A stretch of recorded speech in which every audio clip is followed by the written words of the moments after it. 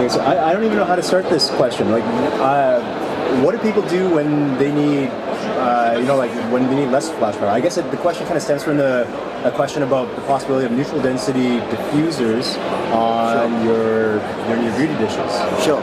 Is there any possibility for that in the future? Like, what if we want to be able to shoot at f2.0? Yeah, or f1.4 even. Exactly. Okay.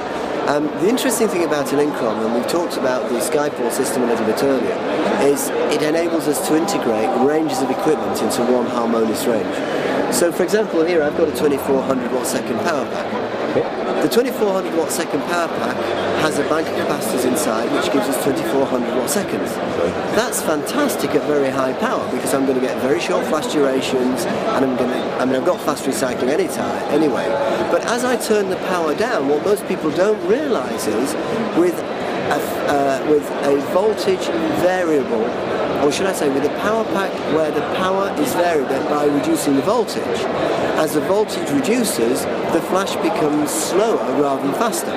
And that's the reason why Profoto cut out capacitor banks to create very short flash durations. Right. They don't reduce the voltage, they cut out capacitor banks. We do it a different way. We've created a system whereby we have a 2400 watt second power pack, we have a 1200 watt second power pack, we have a 1200 watt second compact, 600 watt second compact, 300 watt second compact. Our 300 watt second compact goes down to just 9 watt seconds.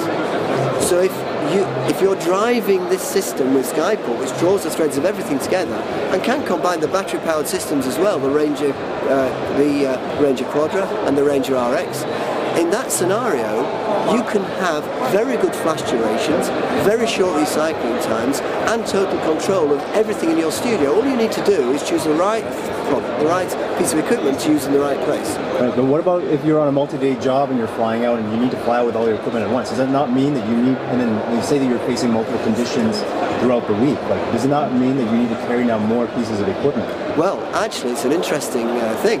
Because my question to you would be, what ISO are you looking for? The big advantage with the compact equipment, and let's be honest, most people who are flying out want to travel light.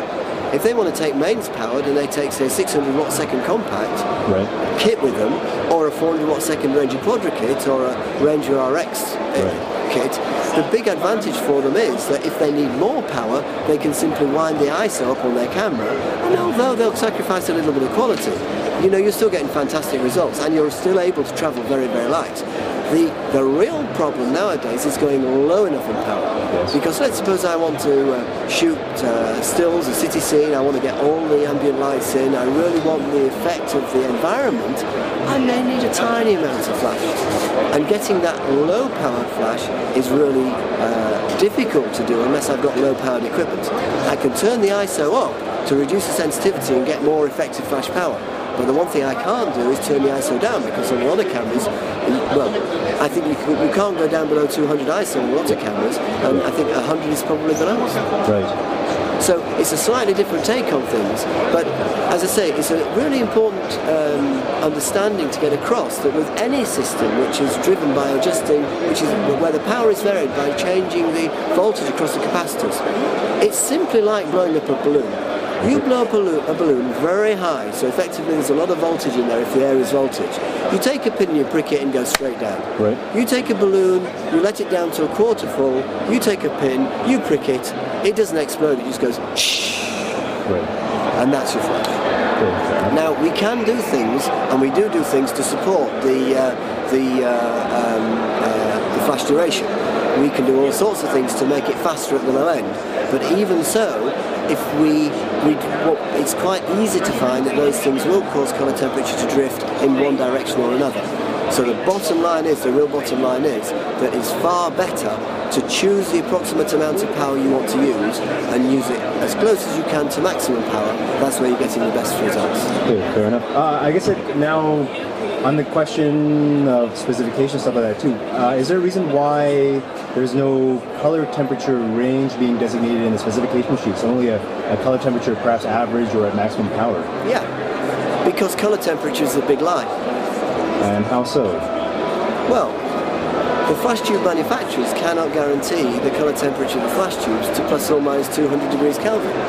I take a reflector and I put it on my head and I get 5600K. We try very hard to colour match all our softboxes, but you put it onto a head, you've warmed it up by another 200K. Right. You turn the power down, people say that they can control colour temperature, but yes, you can control colour temperature variations in one way by switching capacitor banks, but as you move between the capacitor banks, all that's happening is the colour temperature is changing very gently between the capacitor bank and then it shoots back up again. And the colour temperature changes again and it shoots back up again. But would it still not be fair to kind of show a certain range, or give some kind of specification though for what that change might be acceptable? Sure, the specification is daylight. Right, but it specifies only just 5600 Kelvin, whereas most manufacturers will at least give some kind of indicator, let's say between a set number of stops, what that range of color temperature is. Yeah, the colour temperature variation across the range is probably no more than plus or minus 250 degrees Kelvin. Okay. But let me just pick you up on something. Sure. You accepted when I said to you that the colour temperature was daylight. Right. So now let me ask you a question. If you are standing outside on a sunny day and you have a person standing in daylight and everybody agrees the daylight is perfect, daylight is daylight. Okay? You take a colour temperature reading towards the sky, towards one side where there may be a wall, towards another side where there's some people. The colour temperature could vary by 1500 degrees Kelvin. No, sure enough. I'm just looking, I don't know, like when looking at a spec sheet, we're looking just to match the lights together, and we just want to see what kind of range we get between systems, and we just assume that a manufacturer will use the same method of measuring between them so we can make a comparison. We're not looking for an absolute measure. That's true. And the simple answer is that the light that we provide is daylight. The colour temperature is very closely controlled to plus or minus 200 degrees Kelvin. But we will not play other manufacturers' games of pretending that we can achieve the impossible.